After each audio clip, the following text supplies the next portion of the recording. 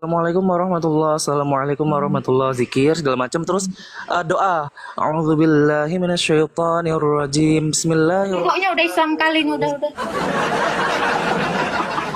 Dari patahan ayatnya udah. Nah, lanjut. Iya. Ya udah. Dia doa dan Bismillahirrahmanirrahim. Udah ya. Terus pakai pakai bahasa Arab bla bla bla bahasa Arab bla bla bla. Terus tiba-tiba si imam atau pemimpin sholat itu doa kayak gini Kak, pakai bahasa Indonesia. Aku nggak bisa mencontohkan yang seperti beliau, akan tetapi kira-kira seperti ini kata-katanya. Ya Allah gitu dengan suara menggelegar ini Kak ya. Ya Allah gitu. Ya Aziz gitu kan. Yang maha perkasa, tunjukkanlah keperkasaanmu. Laknatullah bagi umat Yahudi Israel gitu. Terkutuklah kaum kafir gitu. Intinya ya kak, kata-kata dari si imam atau pemimpin sholat itu mencaci-caci, menjahat-jahati kaum Yahudi Israel. Dan si imam itu minta kekuasaan Allah itu tuh untuk menghancurkan umat Yahudi intinya. Umat Yahudi Israel itu kaum kafir kata mereka. Nah di situ kak, di satu masjid semua jamaah di sana bertakbir semua. Dan di situ langsung chaos.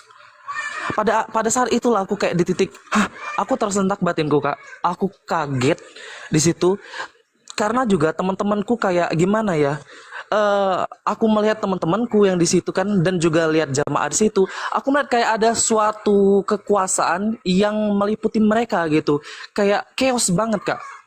Nggak tahu kenapa ada yang seperti mengendalikan mereka istilahnya. Nah disitulah aku kayak kaget dan langsung doa. Dalam hati aku secara pribadi aku doa kak, ya Allah gitu kan, engkau ya Rahman ya Rahim, engkau yang maha pengasih dan maha penyayang, engkau pastinya tidak ingin adanya pertumpahan darah di dunia ini ya. Aku doa gitu, engkau pastinya ingin perdamaian di antara sesama umat ini gitu. Jadi kak aku doain yang baik-baik untuk umat Israel maupun yang ada di Palestina juga. Jadi karena di situ aku berpikir ya kak, nilai kemanusiaan atau nilai cinta kasih itu tidak ditunjukkan pada suatu agama tertentu. Jadi semuanya aku doain yang baik-baik, baik dari Israel maupun Yahudi karena kak dari kecil aku kan kami didoktrin adalah rahmatan lil alamin, rahmat atau apa ya, kasih sayang bagi semesta alam itu, cinta kasih bagi semesta alam. Nah disitulah aku mulai kayak ya udah aku pulang dan secara singkat beberapa hari kemudian ya kak, aku tuh di suatu malam gitu aku terbangun di sepertiga malam itu sekitar jam 2 atau jam 3 dini hari. Disitulah kak, aku entah kenapa ingin sholat tahajud gitu. Entah kenapa spirit atau rohku, jiwaku, batinku ini kayak pengennya aku tuh mempelajari Islam gitu. Kayak entah kenapa aku tuh menggebu-gebu ingin pelajarin Islam lagi lebih dalam gitu kak. Karena dari TK, SD, SMP, SMA itu memang aku itu dididik, dari TK itu dididik keras untuk mengikuti TPA, Taman Pendidikan Al-Quran. Jadi dari TK pun aku sudah belajar Iqro gitu, SD-nya aku Al-Quran gitu dan khatam. Nah akan tetapi aku sadar waktu 2023 itu kan waktu aku SMA tuh, 2023 SMA, aku kelas 12, umur aku 16-17 tahunan. Di situ aku sadar bahwa selama aku kecil, aku baca Al-Quran itu cuman bahasa Arabnya doang nggak. Jadi istilahnya aku nggak ngerti sama sekali apa yang aku baca, boro-boro tafsirnya aku nggak ngerti. Nah, disitulah kak aku mulai kayak sholat tahajud, aku bilang, ya Allah gitu kan, tunjukilah aku ini jalan yang lurus seperti yang kata di surah Al-Fatihah kan. Terus juga aku bilang, ya Allah berikanlah aku nih hidayah. Entah kenapa aku tuh terngiang-ngiang gitu kan, terbesit terus di otakku, di pikiranku kayak si imam itu doa-doa yang jahat-jahat gitu. Bukankah hal ini bertentangan dengan ajaran Rasulullah? Aku bilang kayak gitu. Dan entah kenapa ya, selalu terbesit kata-kata laknatullah, terkutuklah kaum kafir, bla bla bla. Nah, di situ aku mulai ya Allah gitu kan, aku ingin mempelajari Islam secara kafah lagi, secara sempurna. Ya udah, pada saat itu langsung deh beberapa hari kemudian aku tuh menanggalkan kak, menanggalkan seluruh atribut Islam aku ingin benar-benar seperti bejana yang kosong lagi istilahnya. Seperti gelas yang Bentar. kosong lagi. Tadi kamu bilang mau mempelajari Islam. Apa yang kamu dapat dari mempelajari Islam?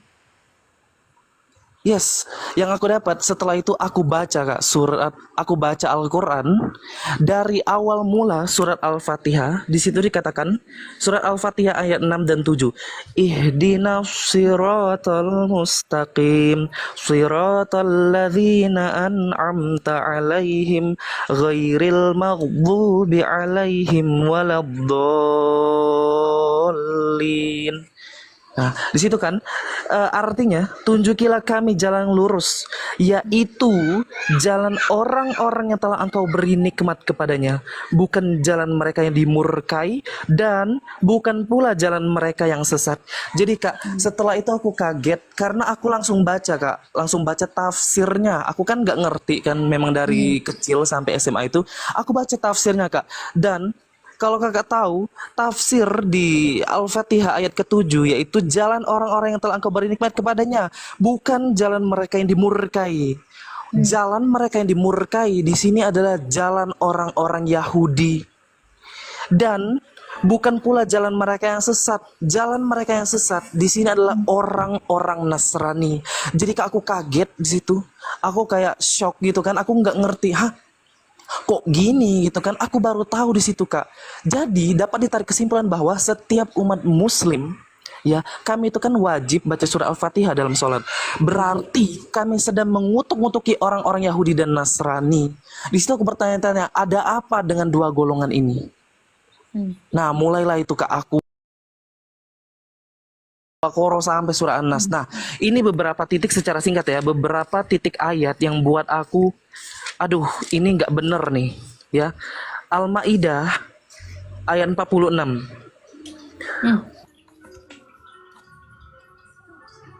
Wah, dia kena banned ya. Naik lagi teman-teman. Wah, tolong diinin ya, si Fisher itu kena banned. Naik lagi. Aku langsung turunin biar bisa naik lagi. Tetap di tap-tap ya.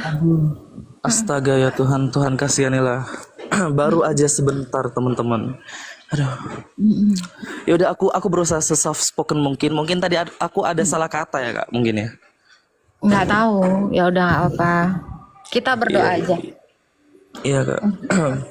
Jadi teman-teman, aku kan dapat setelah aku pelajarin Al-Fatihah ya, aku juga dapat di suatu ayat gitu kan di dalam kitab ini, Quran ini. Di situ dikatakan, wa qaffayna ala atharihim bi'isa ibni Maryam musaddiqan lima baina yadayhi minat Taurah wa atainahu injila fihi hudaw wa nur wa musaddiqan lima baina yadayhi minat Taurah wa hudaw wa mau'izatan lil muttaqin. Nah, itu aku baca di surat Al-Maidah barusan ya, Al-Maidah ayat 46. Di situ artinya, dan kami Allah teruskan jejak mereka dengan mengutus Isa putra Maryam, membenarkan kitab yang sebelumnya yaitu Taurat, dan kami menurunkan Injil kepadanya. Di dalamnya terdapat petunjuk dan cahaya, dan membenarkan kitab yang sebelumnya yaitu Taurat, dan sebagai petunjuk serta pengajaran untuk orang-orang yang bertakwa. Jadi dapat ditarik kesimpulan bahwa gini ya Kak, setelah aku baca itu, oke, di situ kan dikatakan membenarkan terus kata-kata petunjuk, cahaya, pengajaran. Nah, aku ambil gitu kan secara doktrin di dalam agama Islam itu, para pemuka agama Islam maupun ustazahku di situ mereka kan selalu bilang gini ya Kak, Al-Quran itu fungsinya sebagai pedoman hidup bagi umat muslim itu dan bagi manusia juga ya, terutama yang mau mempelajari gitu. Akan tetapi di samping fungsi Al-Quran yang sebagai pedoman, itu juga sebagai penyempurna ya. Al-Quran itu juga sebagai penyempurna dari kitab-kitab terdahulu, menyempurnakan kitab-kitab terdahulu gitu. Akan tetapi Kak, setelah aku baca runut lagi dari Al-Fatihah bahkan sampai Al-Maidah dan sampai An-Nas, tidak ada satu titik koma pun di dalam Al-Quran mengatakan bahwa iya, Quran itu adalah menyempurnakan kitab-kitab terdahulu. Yang ada kalimatnya di situ, di setiap ayat itu yang ada adalah membenarkan. Nah, di sini aku mau tanya sama kakak, apa sih perbedaan antara membenarkan dan menyempurnakan, kak? Kalau menurut kakak? Membenarkan itu mengkonfirmasi, benar itu ada Yes. kitab. Nah, kalau menyempurnakan yang tadinya masih belum komplit, ini Yes. dikompletin gitu. Tapi satu hal yang harus kamu tahu, Iya, kak. Injilnya Isa itu yang mana? Nah, itu Karena dia belum sampai. kitab Hah, kami itu tidak pernah diturunkan. Kitab yang kami punya, kanonisasi Alkitab kami itu adalah hasil kristalisasi pengajaran para rasul yang dibukukan. yes. Iya. Jadi Yesus kami itu tidak menerima kitab. Iya, kak. Aisyah yang dikatakan adalah, yang dinarasikan adalah Yesus, itu tidak pernah membawa yang namanya Sebuah kitab. kitab. Nggak Iya. ada, karena Yesus ini adalah Injil. Injil kabar Dan baik itu yang ada di dalam Alkitab kami, itu hanya ada 4 Injil sinoptik, Matius, Markus, Lukas, Yohanes. Aisyah itu tidak membawa kitab. Ya, jadi kenapa ada ikon seperti ini? Ini merujuk kepada dia yang adalah sang pencipta. Di dalam kitab ini bukan kitab Injil ya. Di Iya. dalam ikon ini adalah kitab kehidupan. Kitab Nama kehidupan. orang-orang yang akan dibangkitkan. Siapa saja yang sudah dibaptis, dikrisma, dan menerima ekaristi, namanya di sini. Jadi ini bukan Injil Isa, bukan Injil Yesus. Betul, Tetapi betul. Injil itu adalah ini. Pribadinya Yesus ini. Nah, saya tidak tahu. Ini mungkin iman sebelah ya, iman Iya, betul. kamu yang sebelumnya ya, mengimani ada kitab-kitab sebelumnya. Sementara di dalam iman Yahudi dan iman Kristen, Nabi itu tidak pernah membawa kitab. Tidak ada membawa kitab. Nah, apalagi Isa membawa kitab. Karena Isa atau Yesus, yang dia bawa itu Taurat, Mazmur, dan kitab nabi-nabi ketika dia mengajar murid-muridnya. Yesus tidak membawa Injil, tapi yang dibawa Yesus. Makanya Yesus selalu berkata begini. Kan tadi kamu tanya kan, sebab ada tertulis di Taurat Musa. Kenapa? Ketika Yesus mengajar, dia bawanya Taurat dan Mazmur. Dia tidak pernah bawa Injil karena dia adalah sang Injil yang menggenapi apa yang tertulis di dalam Zabur Daud, Taurat Musa, dan kitab nabi-nabi. Iya, kak, baik. Iya, aku tahu hal itu setelah aku pelajarin lebih lanjut. Iya, jadi ya kak, di Al-Maidah tadi dan yang aku katakan tadi, doktrin bahwa ustazah itu bilang Quran itu menyempurnakan, gak ada sama sekali. Betul kata kakak, itu perbedaan antara membenarkan dan menyempurnakan. Berarti kalau membenarkan itu mengkonfirmasi bahwa hal itu benar adanya, ya kan? Tetapi menyempurnakan itu berarti sebelumnya ada yang salah, ada yang keliru, ya, ada yang kotor, sehingga harus disempurnakan dengan turunnya kitab Quran ini, gitu. Nah, disinilah mulai timbul pertanyaan. Oke, kalau misalkan aku langsung di situ ya, rasional aku bekerja gitu kan, otak aku langsung berpikir kritis gitu. Kalau misalkan ya ustadz ustazah itu mengatakan bahwa kitab-kitab terdahulu itu sudah dipalsukan gitu, sudah dikotori oleh tangan-tangan orang yang tidak bertanggung jawab, yaitu ahli-ahli Taurat dan ahli kitab gitu. Pertanyaannya, Allah yang Maha Kuasa, ya ini perspektif Islam ya, sudah menurunkan kitab Taurat kepada Nabi Musa, menurunkan kitab Zabur kepada Nabi Daud, dan menurunkan kitab Injil kepada Nabi Isa. Dan ketiga kitab ini berasal dari Allah, ya kan, berarti secara logika. Nah, apakah kitab-kitab terdahulu yang berasal dari Allah ini Allah tidak mampu menjaganya gitu? Dan apakah ahli-ahli Taurat dan ahli kitab itu lebih berkuasa, ya, lebih hebat daripada Allah yang sudah mengotor-ngotori ayat-ayatnya sendiri, ya? Jadi gitu kak. Disitulah aku bertanya-tanya terus kan, sampailah di satu titik aku baru tahu ada ayat ini di dalam Quran kak. Itu di surat 19, ya. Bentar, surat 19 kalau nggak salah surat Maryam. Nah, ini bentar lagi ya teman-teman ya. Di surat Maryam, di sini aku baru tahu ada ayat ini tertulis kak. Di situ dikatakan surat Maryam ayat 71. selama aku dari TK, SD, SMP, SMA saat itu, aku baru tahu ada ayat ini karena aku baca terjemahannya. Ya, di situ dikatakan surat Maryam ayat 71, wa im minkum illa wariduha kana ala rabbika hatmam maqdiya, yang artinya, dan tidak ada seorang pun di antara kamu yang tidak mendatanginya, wariduha, masuk neraka. Hal itu bagi Tuhanmu adalah suatu ketentuan yang sudah ditetapkan. Jadi dapat ditarik kesimpulan bahwa setelah aku baca ayat itu ya kak, di sini dikatakan tidak ada seorang pun di antara kamu gitu. Berarti aku membandingkan doktrin yang diajarkan selama ini oleh para ustadz dan ustazah. Mereka bilang, oh kalau kalian mati syahid gitu kan, kalau kalian jihad fisabilillah itu kalian tanpa hisab langsung masuk surga gitu. Akan tetapi itu sangat bertentangan kak dengan ayat ini, berarti kontradiksi banget. Di situ dikatakan tidak ada seorang pun, berarti semua manusia yang aku tahu waktu itu ya, semua manusia. Sudah kak, nanti aku kasih analogi tapi semua manusia itu masuk neraka dulu gitu. Nah, Itu merujuk kepada orang kafir loh. ya aku nggak tahu tapi aku waktu itu perspektifnya semua gitu ya kak. Nah di ayat 72 di situ dikatakan ya, kemudian kami akan menyelamatkan orang-orang yang bertakwa dan membiarkan orang-orang yang zalim di dalam neraka dalam keadaan berlutut. Jadi kak, secara rasional aku berpikir analogi gini ya kak, aku kasih analogi kakak gitu. Kalau kakak ke Agatha ya, ke Agatha of Palermo ini beli HP nih kak, HP baru, keluaran baru gitu kan, kinclong banget, bagus, sempurna gitu. Terus kakak ancurin deh, kakak getok-getokin ke batu, kakak ancurin, terus kakak servis HP-nya.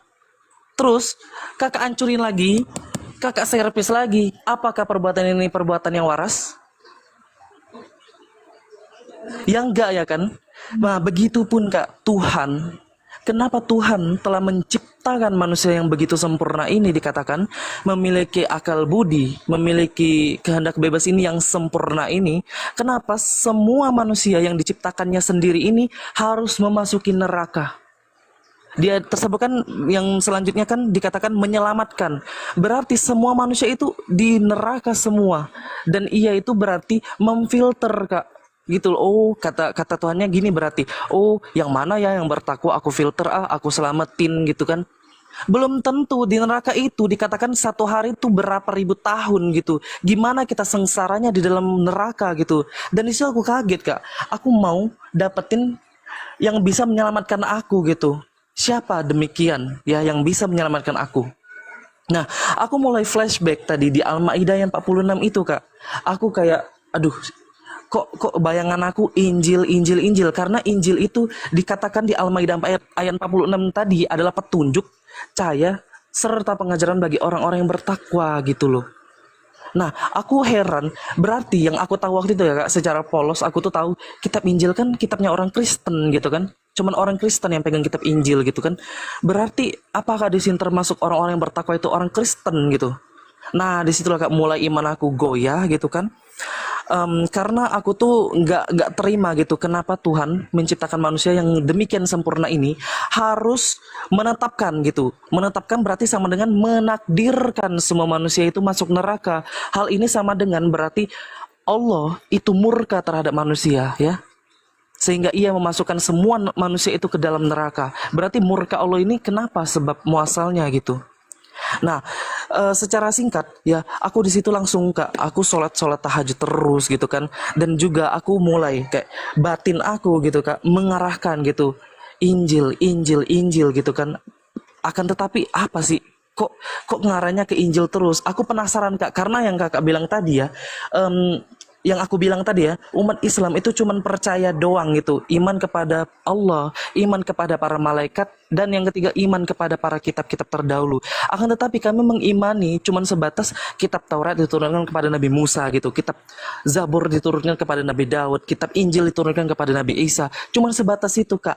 Selebihnya kami nggak tahu sama sekali kitab Injil yang sekarang bagaimana, dan kakak tadi bertanya kitab Injil yang sekarang gimana gitu kan, nggak tahu sama sekali kak. Berarti kami ini adalah iman doang dan percaya doang tapi buta. gitu. Nah, disitulah aku mulai Injil, Injil, Injil di Al-Maidah ayat 46 tadi dikatakan ya. Nah, aku memberanikan diri Kak untuk download aplikasi Alkitab secara online gitu. Ya di HP aku. Dan mulailah Kak secara singkat ya. Aku baca, langsung aku baca, aku lihat gimana nih ya cara baca Alkitab gitu kan. Aku kan nggak tahu ya Kak. Apakah dari Wahyu dulu kan, Wahyu ke Kejadian atau Kejadian ke Wahyu gitu. Jadi aku searching dulu dan dikatakan aku searching itu kitab pertama itu adalah kitab Kejadian. Kitab Kejadian yang ada di Perjanjian Lama gitu. Jadi aku baca ya Kak, langsung kitab Kejadian. Di situ ini benar-benar titik aku wah gitu bertanya-tanya gitu kitab Kejadian. Allah menciptakan langit dan bumi serta isinya. Kitab Kejadian 1 ayat 31. Di situ dikatakan maka Allah melihat segala yang dijadikannya itu sungguh amat baik. Jadilah petang dan jadilah pagi, itulah hari ke-6. Jadi dapat tarik kesimpulan bahwa Tuhan Allah di dalam Alkitab ini menciptakan langit dan bumi serta isinya itu sungguh amat baik gitu. Aku mulai menanggalkan semua ajaran Islamku Kak. Dan di situ aku mulai merendahkan diri di hadapan Tuhan gitu. Seakan-akan aku itu kayak aku tuh pengen mencari kebenaran itu Kak. Aku di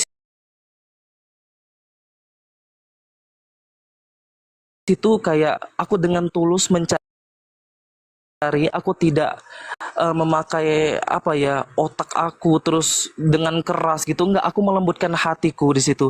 Aku ingin mencari kebenaran dan ingin mendapatkan keselamatan itu Kak, penyelamatku nanti itu. Nah di situ kan dikatakan maka Allah melihat segala yang dijadikannya itu sungguh amat baik. Aku bertanya-tanya Kak di Maryam tadi gitu, ya Tuhan gitu kan, kalau Engkau dan Tuhan yang di semua agama ini benar gitu sama gitu kan, kalau Engkau yang di Alkitab ini dikatakan sungguh amat baik, Engkau menciptakan langit dan bumi serta isinya, kenapa Engkau di Quran gitu kan. Di situ aku mulai agnostik Kak. Jadi aku nggak memihak pada satu agama, tapi aku percaya pada satu Tuhan, pada Sang Pencipta itu. Nah di situ aku dikatakan kenapa Engkau di Quran itu berbanding terbalik ya Tuhan gitu. Di Quran Engkau menetapkan atau menakdirkan semua manusia itu masuk neraka, mengalami murkamu terlebih dahulu. Akan tetapi kenapa Engkau melihat sungguh amat baik gitu di Alkitab? Di situ aku mulai membanding-bandingkan gitu. Sampailah aku Kak baca di Kejadian 2, Kejadian 2 ayat ke-16 sampai 17. Di situ dikatakan, lalu Tuhan Allah memberi perintah ini kepada manusia, semua pohon dalam taman ini boleh kau makan buahnya dengan bebas. Tetapi pohon pengetahuan tentang yang baik dan yang jahat itu janganlah kau makan buahnya, sebab pada hari engkau memakannya pastilah engkau mati. Jadi dapat tarik kesimpulan bahwa setelah aku baca itu Kak, aku baru tahu, mati gitu. Berarti kematian itu tidak diciptakan dong oleh Tuhan. Akan tetapi di Quran dikatakan setiap yang bernyawa pasti akan mati. Di situ aku baru sadar Kak, kok begini gitu, kok kontradiksi dan saling bertentangan antara engkau yang di Alkitab sama di Quran ini gitu. Gitu kan katanya Quran itu menyempurnakan, akan tetapi kok semuanya keliru gitu yang dikatakan di Quran itu, bahwa dikatakan setiap yang bernyawa pasti akan mati. Asal usul kematian itu nggak tahu sama sekali Kak, nggak diceritakan sama sekali, karena itu memang sudah ditakdirkan mati gitu di dalam Quran. Tapi di Alkitab aku lihat di Kejadian 2 gitu kan, Tuhan itu tuh memberi peringatan kepada manusia itu bahwa ketika manusia itu makan dari buah pohon pengetahuan yang baik dan yang jahat itu, ia akan mati. Berarti dapat kita tarik kesimpulan, sebelum manusia makan itu, manusia itu mengalami hidup yang kekal bersama dengan Allah gitu. Nah hidup yang kekal ini yang aku mau dapetin Kak. Aku nggak mau mati di dalam kebinasaan, di dalam kekekalan gitu, menderita. Seperti di surat Maryam 71 tadi. Kalau Nah kamu langsung tidak, sebentar. Kalau kamu tidak mau mati, terus bagaimana? mati dalam hal terpisah Kak. Di dalam kekekalan, kebinasaan itu Kak. Di dalam neraka. Aku nggak mau itu terjadi. Semua makna mati itu terpisah, Bang. Iya Kak. Maksud saya gini, kalau kamu tidak mati, tidak mematikan manusia lamamu, bagaimana kamu bisa mendapatkan hidup kekal? Ya memang semua manusia harus mati. Iya betul. Maksud aku di dunia yang selanjutnya gitu. Perjalanan aku selanjutnya aku nggak mau binasa Kak, di dalam neraka. Aku ingin mendapatkan penyelamat gitu. Pasti aku mati. Aku tubuh rasa kamu belum mengerti Al-Quran. Kenapa Kak? Kamu belum paham Al-Quran. Kamu Aku harus udah belajar paham lagi. Kak. Karena setiap yang bernyawa pasti akan mati. Di situ dikatakan gimana ya? Gini, Gak gini. ada asal usulnya Kak. Oke, ketika kamu pun baca seperti itu, aku benar-benar menangkap, karena aku pernah di posisimu. Aku Iya. belum benar-benar menangkap kamu itu mengerti iman Islam secara penuh. Kenapa? Karena kamu hanya berusaha cocokologi. Kamu harusnya mengkaji ini dengan orang yang lebih mumpuni lagi, ustadz-ustadz yang lebih Iya, dalam udah lagi Kak. agamanya. Iya. So, apa penjelasannya dari Maryam 71? Nah, Kak, aku nanya itu, aku kan ada guru ngaji, ustazah aku di Maryam ayat 71 memang iya ya, Bu Ustazah itu bil.